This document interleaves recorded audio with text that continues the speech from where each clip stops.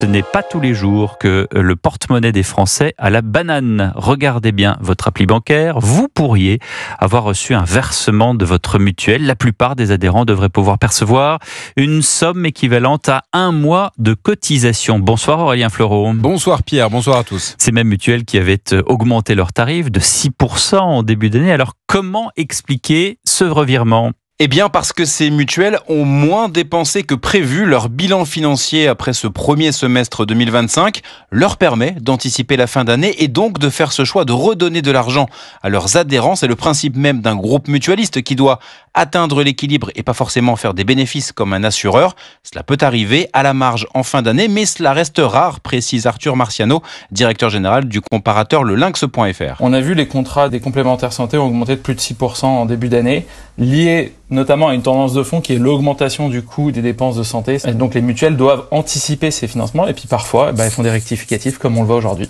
Malakoff Humanis a par exemple annoncé restituer 30 millions d'euros à ses 210 000 assurés individuels, soit 160 euros par contrat.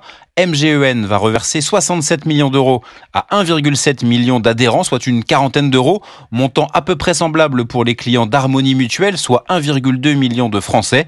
Des annonces qui arrivent dans un contexte où les mutuelles se retrouvent sous la menace d'une nouvelle taxe voulue par le gouvernement à la recherche d'un peu plus d'1 milliard d'euros pour le budget de la sécurité sociale. Merci Aurélien Fleureau.